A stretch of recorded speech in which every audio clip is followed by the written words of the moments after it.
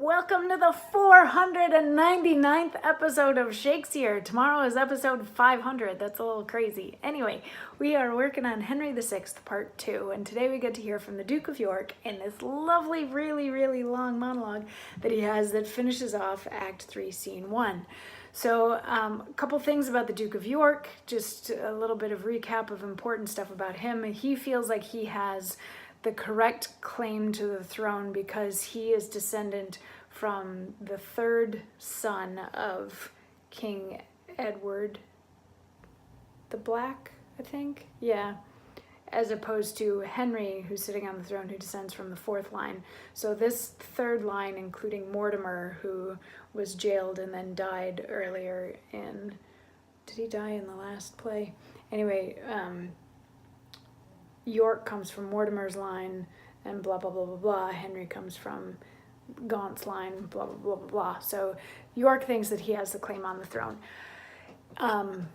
Humphrey, Duke of Gloucester, was arrested earlier in this scene and taken away. His wife has been banished to live on the Isle of Man for holding a seance wherein some prophecies were given about the king and a couple of dukes. And once Gloucester was taken away, they decided that they do actually need to kill him. They don't really care how. He just needs to wind up dead sometime in the near future. And then a messenger came in and said that Ireland is kind of starting an insurgency, and York has been named regent to Ireland to go and take care of that whole mess, because France was lost when Somerset was regent there. There's so many names that start with S. I'm pretty sure it was Somerset. But anyway, so now everybody has gone their separate ways. Gloucester's going to die. The Duke of York has been told he's going to go lead some troops into Ireland. And York is left on stage by himself. And he says, "Now, York, or never, steel thy fearful thoughts and change misdoubt to resolution. Be that thou hopest to be, or what thou art, resigned to death. It is not worth the enjoying. Let pale-faced fear keep with the mean-born man, and find no harbor in a royal heart. Faster the springtime showers comes thought on thought, and not a thought but thinks on dignity. My brain, more busy than the laboring spider, weaves tedious snares to trap mine enemies.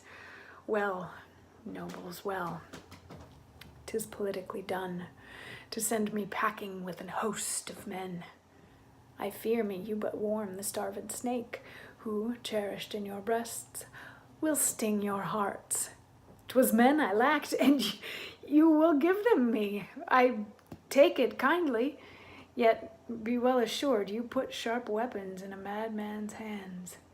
Whiles I in Ireland nourish a mighty band, I will stir up in England some black storm, shall blow 10,000 souls to heaven or hell. And this fell tempest shall not cease to rage until the golden circuit on my head, like to the glorious sun's transparent beams, do calm the fury of this mad-bred flaw.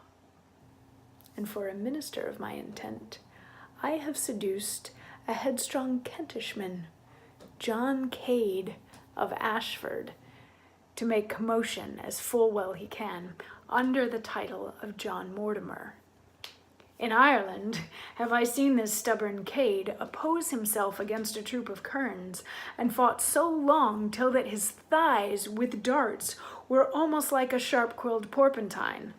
And in the end, being rescued, I have seen him caper upright like a wild Morisco, shaking the bloody darts as he his bells. Full often, like a shag-haired crafty kern, hath he conversed with the enemy, and undiscovered come to me again, and given me notice of their villainies. This devil here shall be my substitute. For that John Mortimer, which now is dead, in face, in gait, in speech, he doth resemble. By this I shall perceive the commons' mind, how they affect the house and claim of York. Say he be taken, racked, and tortured. I know no pain they can inflict upon him will make him say, I moved him to those arms. say that he thrive, as 'tis great like he will. Why then from Ireland come I with my strength to reap the harvest which that rascal sowed. For Humphrey, being dead, as he shall be, and Henry put apart, the next for me. So York has a plan. York has a great big plan. Let's rewind this just a little bit. Yeah, he spends the speech like psyching himself up a little bit to do this thing, but then also saying his plan while he is off fighting in Ireland is to bring in this other dude named John Cade to sort of stir people up in England, because Cade looks almost exactly like Mortimer did. So if the people are drawn to Cade and like him and respond well to him, then he's pretty sure that they will respond well to his claim to the throne, because the people will realize that Mortimer should have taken the throne, therefore York has the right to the throne, all that kind of a thing. But if Cade gets like taken and killed as a prisoner of camp, he knows that Cade's not going to give him up, that sort of thing. So it's kind of a win-win for him, as he's going to go, have this wonderful, glorious war battle victory in Ireland, and then he gets to come back, preferably, hopefully, to a parade that that the people will be throwing for him, or at least they'll welcome him back with open arms, because Cade will have laid the groundwork for York to come back and take the crown.